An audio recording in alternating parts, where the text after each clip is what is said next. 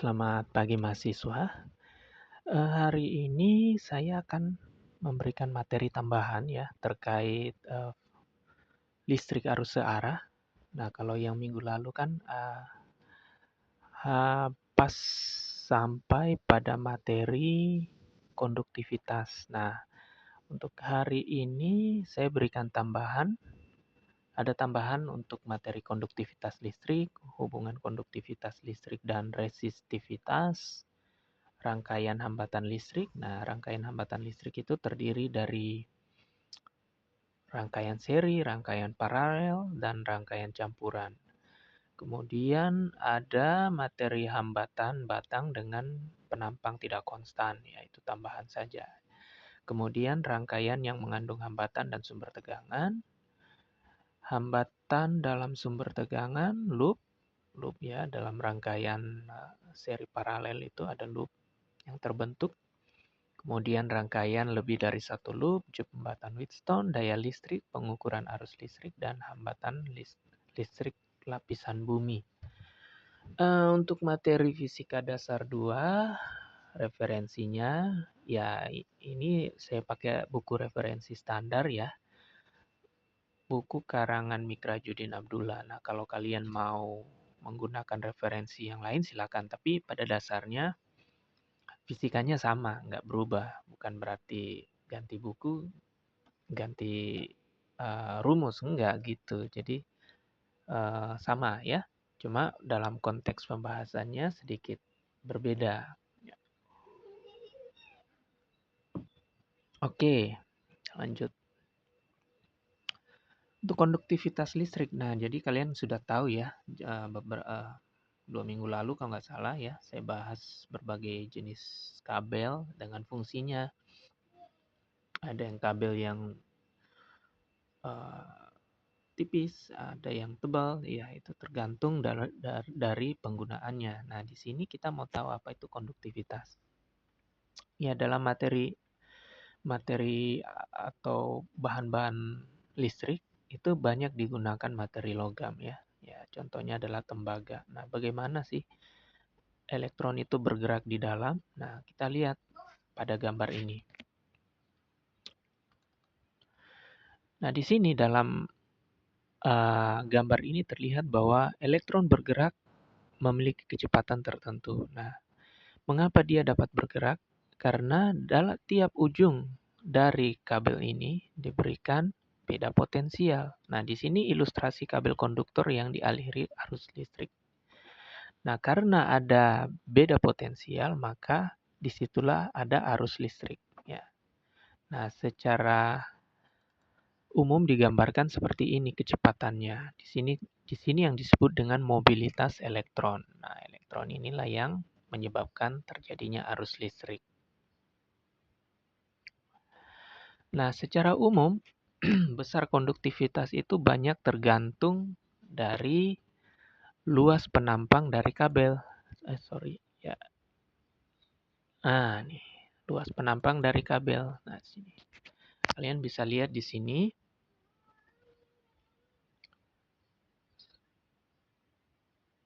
Nah, di sini kalian bisa lihat luas penampangnya di sini. Nah, ini luas penampang A, ya. Di sini dia semakin besar luas penampangnya dan semakin panjang kabelnya, maka konduktivitasnya akan berpengaruh di situ. Nah, di sini kalau kita kaitkan dengan partisi yang kecil, bisa dilihat di gambar di bawah. Ya. Nah, di sini volume elemen kawat sepanjang dx. Dx itu bagian terkecilnya adalah seperti ini. Maka jumlah elektronnya dalam volume tersebut adalah seperti ini. Nah, di situ. Jadi jumlah elektron itu sebanding dengan jumlah volume dari kabel ini. Nah, karena satu elektron memiliki muatan E, maka jumlah muatan elektron dalam elemen volume tersebut adalah demikian.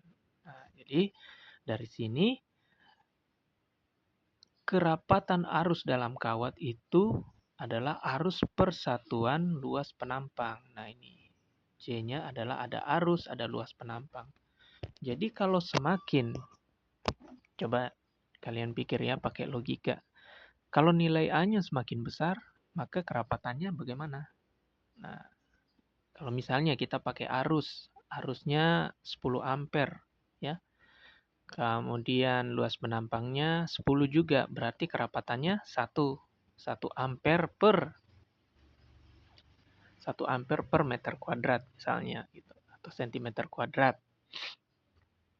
Kemudian di sini ada konsep konduktivitas listrik itu listrik mudah mengalir. Maksudnya begini, kalau semakin banyak kandungan logam dalam suatu kabel, maka listrik mudah mengalir. Beda kalau dia konduktivitasnya kecil. Kalau konduktivitasnya kecil, isolatornya besar, ya, maka listrik sulit mengalir. Itu kenapa bahan-bahan yang konduktor itu digunakan untuk alat-alat listrik. Sedangkan bahan-bahan isolator, ya justru kebalikannya. Dia digunakan juga dalam bahan-bahan listrik, tapi fungsinya bukan mengalirkan listrik, tapi sebagai pelindung dari bahan konduktor. Contohnya kabel ya. Kalau kalian pegang kabel itu yang dari kulit luarnya itu dari bahan karet. Nah, itu bahan isolator, itu melindungi bahan konduktor di dalamnya. Oke.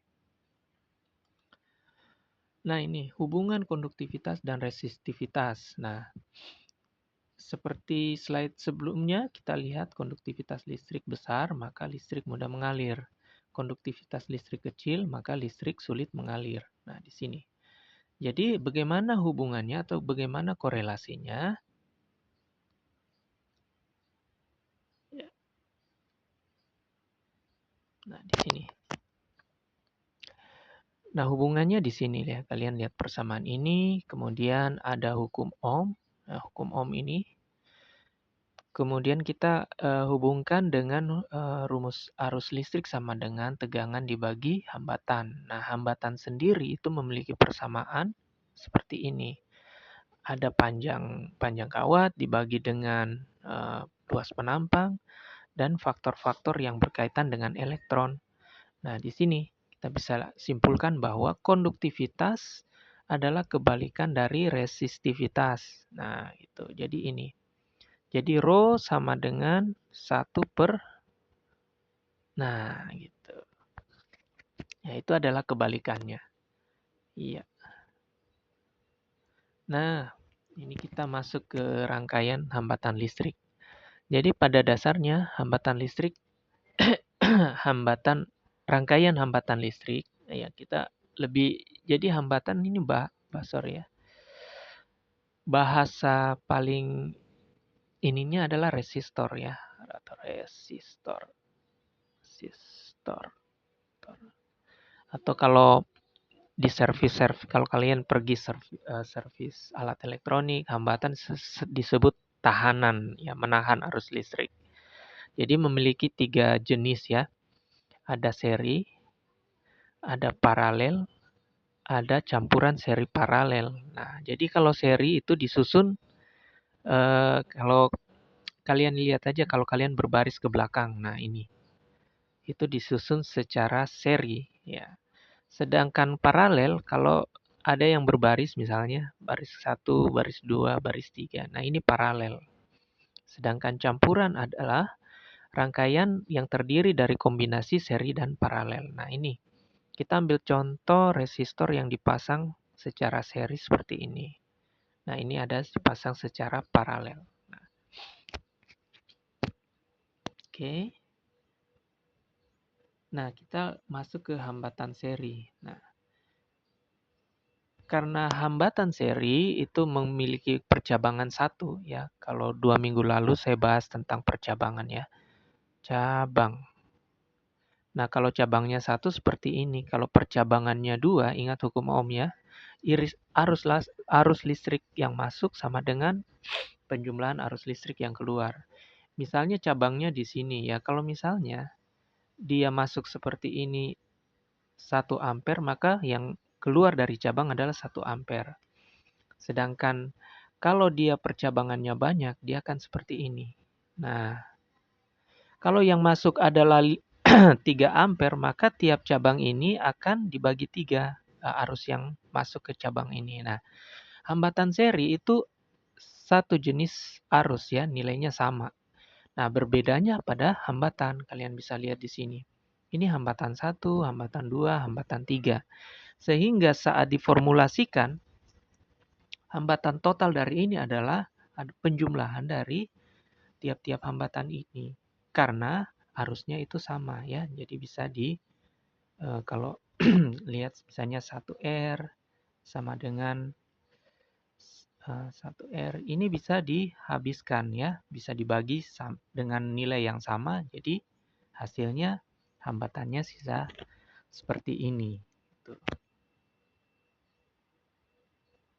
Oke, kemudian kebalikannya untuk hambatan paralel, ya bisa dilihat di sini ya. Oke, hambatan paralel, ya di sini arusnya masuk ya, misalnya I masuk, saat dia menemukan 3 jenis percabangan, maka dia akan terbagi jadi I1, I2, I3. Nah, ini. Tiap-tiap arus ini akan masuk pada hambatan. Makanya dalam formulasinya, kalian lihat ya. Jadi berbeda. I1, I2, I3. Nah, gitu. Sehingga pada saat memformulasikan dari hambatan paralel, dia menjadi 1/R sama dengan sekian, sekian, sekian. Nah, itu. Jadi, karena memiliki arus-arus yang berbeda. Ya, sudah terbagi 3. Oke.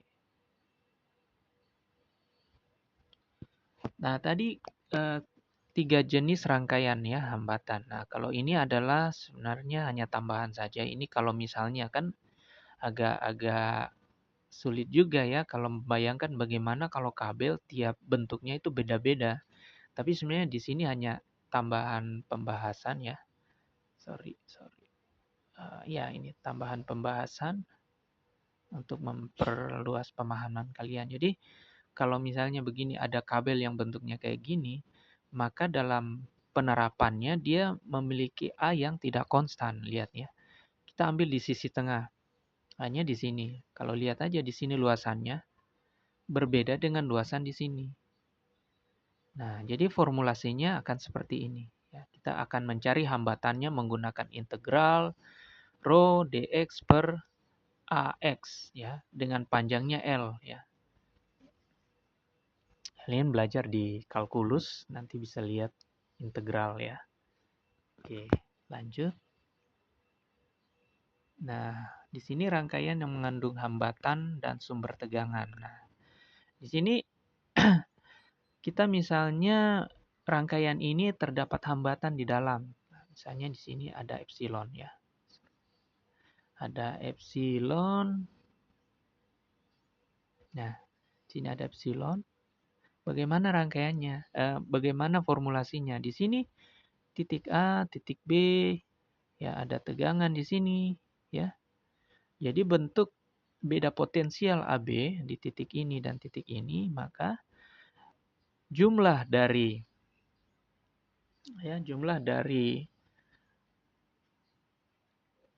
tegangan di R1 dan R2 ya, ini sigma ya, itu dikurangi dengan sigma dari epsilon ini. Maka jumlah tegangan yang dipasang sepanjang rangkaian antara titik A dan titik B merupakan jumlah perkalian arus dan hambatan sepanjang rangkaian itu, tapi dikurangi ya, dikurangi di sini.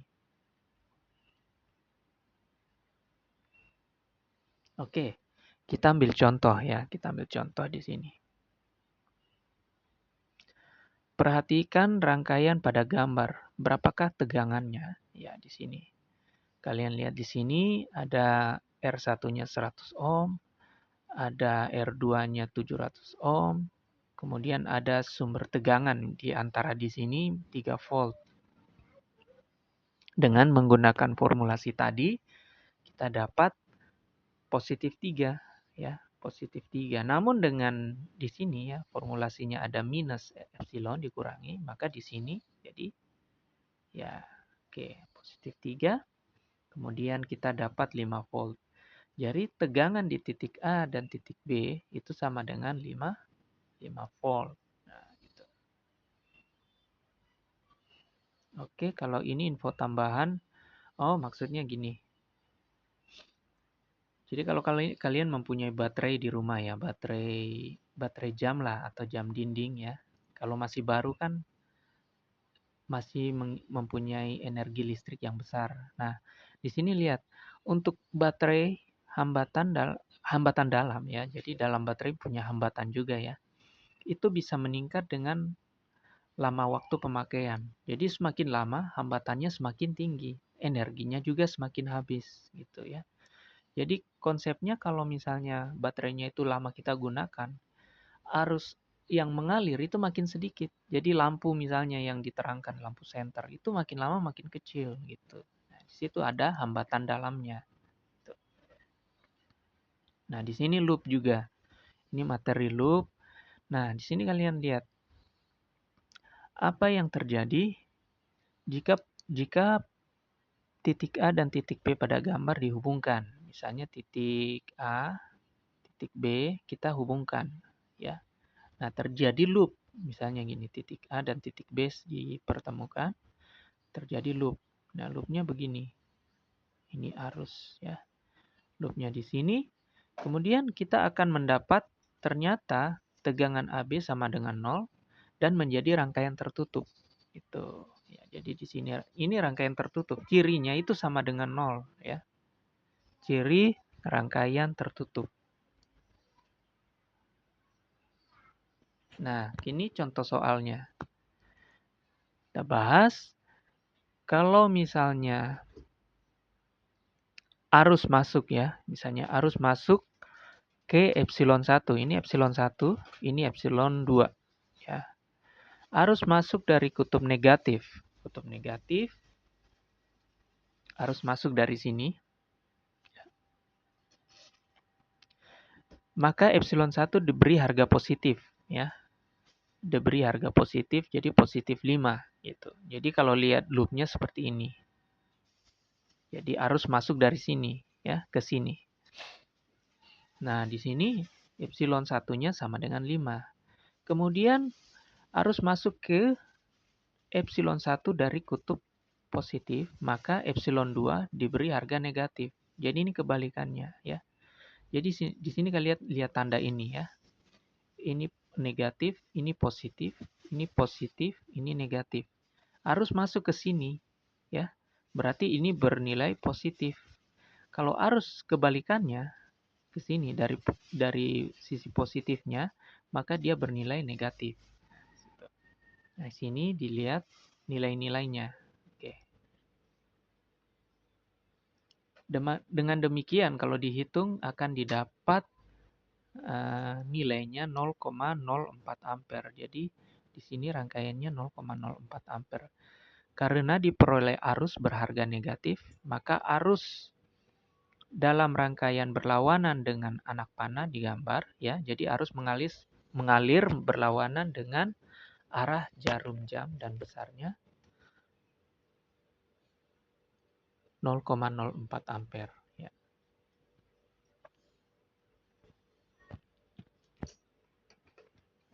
Oke, kemudian rangkaian lebih dari satu loop. Nah, kalau dapat rangkaian begini, pembahasannya harus dibagi-bagi. Misalnya ini contoh. Nah, di sini ada rangkaian. Jadi ada berapa loop di sini? Kalau lihat dua rangkaian begini, dua rangkaian tertutup. Ada dua loop ya. Dua loopnya di sini. Kalian lihat. Nah, ini disebut loop pertama dan ini loop kedua. Jadi ada dua pembahasan di sini. Nah, jumlah loop dalam rangkaian tidak hanya satu tetapi bisa banyak ya. Jadi untuk contoh soal yang satu ini kita menggunakan dua loop. Nah, pembahasannya untuk loop 1 seperti ini ya. Berdasarkan perjanjian untuk tanda sumber tegangan, maka dari gambar kita peroleh nilainya seperti ini. Jadi di loop sini mengalir arus sebesar 0,03 ampere ya. Ini loop 1. Jadi ini ingat lihat selalu ya tanda ini sigma ya. Sigma. Dalam matematika itu berarti penjumlahan ya, penjumlahan. Jumlahan. Nanti belajar deret, barisan, dan lain-lain ya, itu di matematika dasar 2 ya, bisa pelajari. Nah ini, lihat jumlahnya ada 2 ini, epsilon. Epsilon 1, epsilon 2. Makanya digunakan sigma gitu ya. Kemudian ada tegangan pada pada hambatan 1 dan hambatan 2. Digunakan juga sigma di situ ya. Oke. Nah, khusus loop 1 nilai arusnya 0,03 ampere. Oke. Kemudian pada bahasan keduanya di loop 2. Nah, loop 2 kalian lihat di sini ada sigma IR dikurangi dengan sigma epsilon. Nah, sigma epsilon ini penjumlahan dari epsilon 3 ya dan epsilon 2 di sini. Jadi epsilon 2 itu ada di antara dari loop 1 dan loop 2. Nah, di sini persamaannya tetap sama ya. Oke. Nah, di sini kita dapat arus yang mengalir pada loop 2 adalah 0,03 ampere. Artinya apa? Arus di loop 2 itu 10 kali lebih besar daripada loop 1. Oke. Materi jembatan Wheatstone. Nah, ini sebenarnya banyak dibahas ya kalau ngambil oleh elektronika dasar, tapi nggak apa-apa kalian di jurusan teknik pertambangan juga belajar ini penting juga karena kita lihat di sini. Salah satu loop yang cukup penting dalam fisika, saya hanya tulis fisika, harus saya tambahkan dalam teknik juga. Teknik itu rangkaian jembatan Wheatstone atau Wheatstone Bridge. Nah, rangkaian ini sering digunakan dalam mendeteksi arus yang cukup kecil ya. Nah, ini fungsinya sebagai sensor. Jadi, kalau kalian teknik pertambangan, sensor apa yang digunakan? Ya, paling alat-alat eksplorasi, misalnya geolistrik, apalagi geofon, ya. Geolistrik untuk mendeteksi bagaimana kandungan air tanah atau bahan-bahan tambang di bawah tanah, ya. Ini digunakan ini. Rangkaian jembatan Wheatstone Bridge. Coba kalian lihat, ini ada berapa loop? Nah, di sini lihat. Di sini kalau dilihat ada 2 rangkaian ya, dapat 2 rangkaian sini dan rangkaian sini, ya. Oke, ini contohnya saja ya, contoh penerapannya. Kalau kalian lihat di sini rangkaian di sini, iya. Nah, ini rangkaian sensor ya, rangkaian sensor di sini. Nah, ini contohnya strain gauge atau strain gauge itu banyak digunakan sebagai sensor untuk misalnya regangan ya, regangan dari misalnya jembatan, kita mau mendeteksi jembatan yang regang itu deteksinya pakai apa ya? Ini pakai strain gauge. Atau misalnya gedung-gedung tinggi atau menara itu menggunakan strain gauge untuk mengetahui misalnya dia punya kelenturannya seperti apa, kalau dia kena hambatan angin atau bahkan gempa banyak digunakan strain gauge. Nah, model ini ya, rangkaian ini menggunakan Wheatstone Bridge atau jembatan Wheatstone. Nah, bentuk analisanya seperti ini. Oke. Bentuk analisanya seperti ini. Ada I3, R3, kemudian ada IG, RG, 1I, R1. Nah, ini disebut loop atas ya. Loop atas di sini. Ya, ini. Kemudian ini loop bawah. Iya.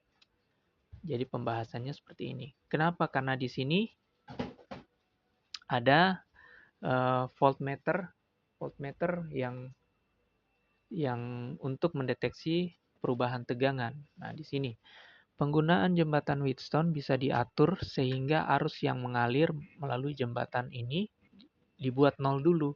Nah, di sini. Di sini kalian lihat ya. Di sini ada X. Nah, X ini sebagai sensornya. Nah, jadi kalau ada perubahan nilai di sini ya, ada perubahan nilai di sini, maka VG-nya ini akan berubah gitu. Contohnya RX ini kita hubungkan ke apa ya? Dinding jembatan misalnya. Dinding jembatan ya. Kemudian ada truk lewat di atasnya. Tuh, ada getaran itu kan. Nah, maka nilainya akan terlihat di VG ini. Nah, di sini pembahasannya menggunakan persamaan ini ya. Oke. Nah, kalau dua persamaan tadi dibagi maka diperoleh seperti ini nilainya. Kita dapat untuk IX-nya, hambatan IX-nya sini. Oke.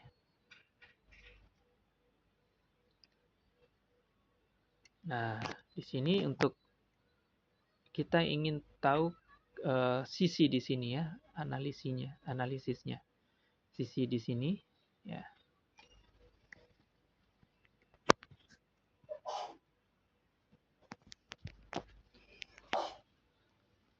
Kita dapat untuk arus di I2-nya ya di sini ya. I2-nya ada Fs dibagi R1 plus R2.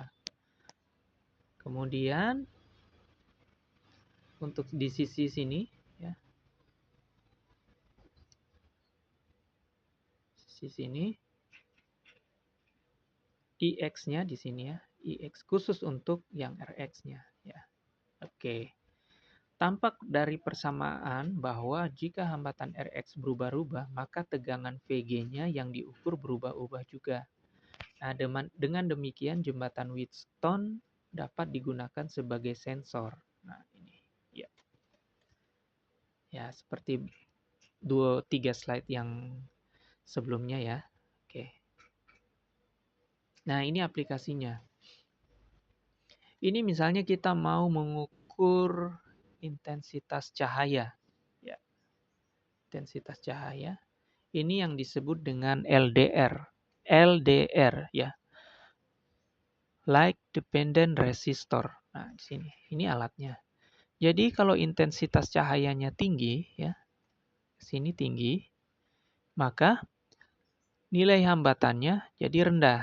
Ya, misalnya kita ambil titik sini. Ya rendah. Kalau intensitas cahayanya rendah, maka hambatannya tinggi. Jadi kalau di lampu jalan yang lebih modern ya, lampu jalan yang modern itu kan ada yang sudah dilengkapi dengan panel surya ya. Ya, panel surya, ada matahari. Nah, dia mengisi baterai ini. Nah, bagaimana caranya dia tahu saat malam dia akan menyala dan saat mulai pagi dia akan mati. Nah, digunakan LDR ini ya. Nah, ini diletakkan di atas. Jadi saat misalnya mulai pagi ada cahaya listrik, itu kan intensitasnya tinggi tuh. Nah, saat intensitasnya tinggi, hambatannya juga jadi rendah intensitasnya. Ini sudah mulai pagi nih, ini pagi ya. Di sisi ini pagi. Hambatan listriknya jadi rendah. Artinya apa? Arus listrik yang masuk banyak. Menekan saklar switch ya. Saklar khusus ya switch sehingga mematikan lampu. Beda saat mulai malam hari, maka hambatannya tinggi, arus tidak mengalir, switch-nya jadi on, lampunya nyala gitu. Nah, ini contohnya, contoh paling sederhana. Ada nggak lagi? Ada di sini. Ini yang namanya termistor. Termistor itu, ya ini ya termistor. Ini lebih dikenal dengan sensor suhu. Ya, pada dasarnya prinsipnya tak sama kayak yang tadi, sensor cahaya. Kalau misalnya dia suhunya naik, maka hambatannya jadi kecil. Kalau dia suhunya masih rendah, maka hambatannya tinggi ya. Nah, ini banyak digunakan di alat-alat listrik yang menghasilkan panas. Contohnya pemanas listrik, pemanas air. Nah, pemanas air ya. Jadi otomatis tuh kalau sudah suhu tertentu langsung bunyi tek gitu ya. Itu ada switch yang dimatikan, mematikan listrik itu terpicu dari sini ya. Oke. Nah, daya listrik ini mudah saja ya. Ini daya listriknya ini P sama dengan I kuadrat R ya. Kuadrat R. Jadi jumlah kuadrat arus itu dikali dengan hambatannya atau jumlah dari perubahan muatan ya, dibagi dengan waktunya. Nah, di sini. Di sini arus yang mengalir melewati sebuah hambatan selama selang waktu. Oke. Ini jumlah energi dirubah menjadi energi panas, kemudian dari sini didapat ya. Jadi daya sama dengan arus ya, arus listrik dikali tegangan. Nah, itu daya listrik. Jadi kalau di rumah, oh, daya di rumah saya 450 watt.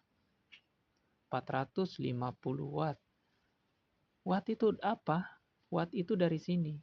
Nah, arus ampere ya dikali dengan apa? Volt atau volt ampere. Nah, itu watt ya. Jadi oke. Nah, ini lampu pijar. Ya, ini saya lewat aja ya. Bisa mudah. Oke. Nah, ini pengetahuan tambahan. Ini tentang sutet ya.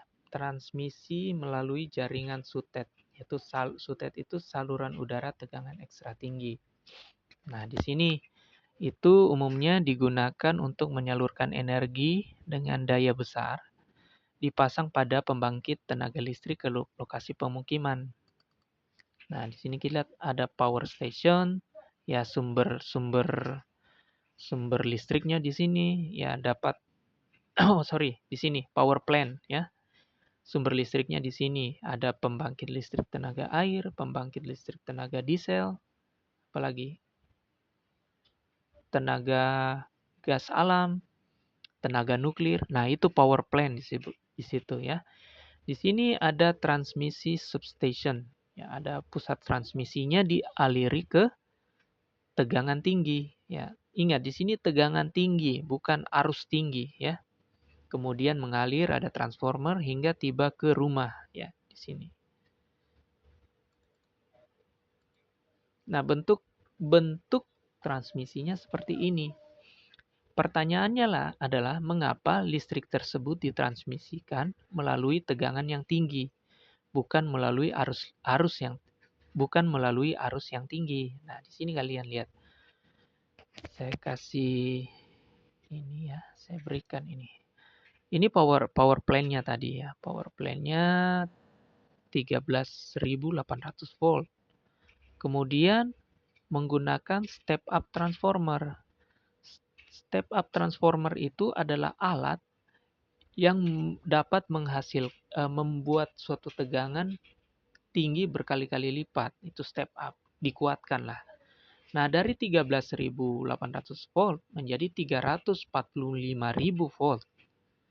Ini transmisi, misalnya mengalirkan listrik dari, ini misalnya ya, dari kota Jayapura ke Sentani.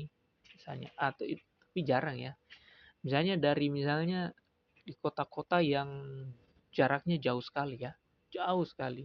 Itu menggunakan tegangan yang tinggi begini. Kemudian tiba di kota tersebut, ada di subtransmission.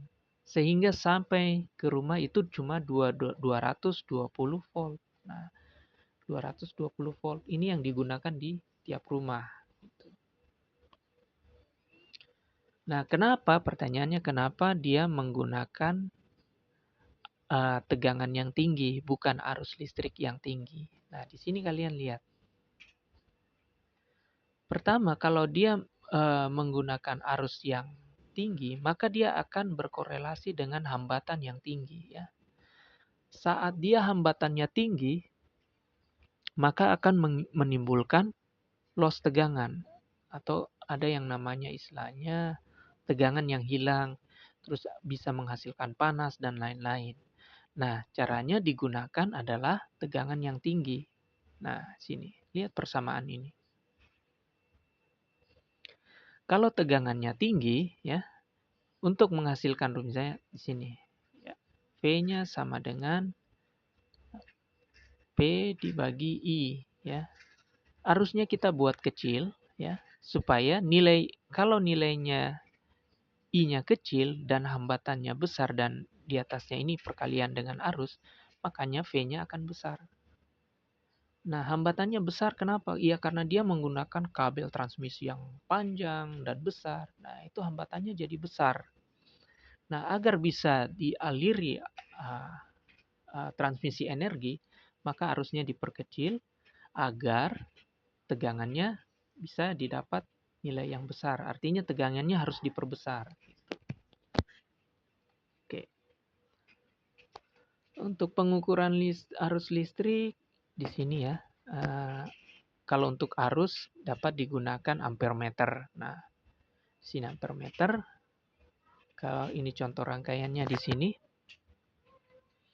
Nah, dia dipasang di sini. Nah, di sini arusnya. Kalau dia memiliki batas maksimumnya atau kita gunakan resistor shunt di sini. Kemudian arus ampere meternya dipasang di sini. Untuk beda potensialnya seperti ini. Ini untuk skema pemasangannya ya. Oke, begitu juga hambatan. Kalau dia tidak terhubung dalam rangkaian, diukur aja dengan alat ukur ya. Nah, ini untuk tambahan materi hambatan listrik lapisan bumi. Nah, ini cocok ini untuk teknik pertambangan. Nah, di sini pengukuran hambatan material tanah dilakukan dengan menggunakan arus listrik. Jadi menggunakan elektroda ya, dimasukkan ke dalam tanah, ditancap ke dalam tanah. Ada dua metode Wiener dan metode selam bersih. Nah, di sini. Jadi ada sumber tegangan, ada sumber arus ya, dimasukkan ke dalam tanah. Kalau metode Wiener, jarak-jarak tiap elektrodanya, elektroda itu alat yang ditancapkan ke dalam tanah ya. Itu elektroda. Itu jaraknya sama. Kalau metode ini jaraknya beda-beda. Nanti kalau ada mata kuliah tertentu ya tentang pengukuran tentang eksplorasi, itu ini banyak dibahas ya. Ini saya hanya memberi tambahan informasi saja. Sebagai gambaran seperti ini. Misalnya kita ambil lapisan, kalian lihat. Misalnya tanah ini lapisan yang warna kuning ini lapisan paling atas ya. Misalnya ini ya, ini lapisan tanah paling atas ya. Ini lapisan tanah yang di bawahnya ya. Kemudian ini misalnya bahan tambang ya, bahan tambang di sini. Bahan tambang ya. Atau air ya, air.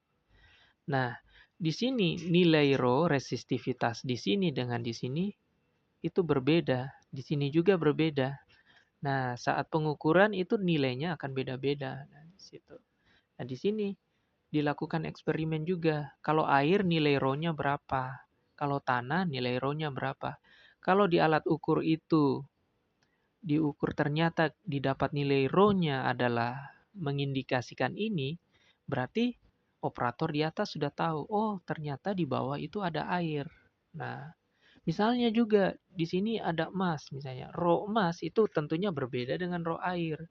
Terus kemudian operator melakukan pengukuran, didapat misalnya nilai di alat ini mengukur rho-nya itu mengindikan ada emas. Nah, disitulah dilakukan semacam penggalian ke bawah gitu. Kalau misalnya air dibor ya, dibor ke sini. Ya, oke. Saya pikir demikian dan cukup materi tambahan ya. Kalian bisa pelajari dan saya share juga materi dalam PDF-nya di kalian nantinya. Oke.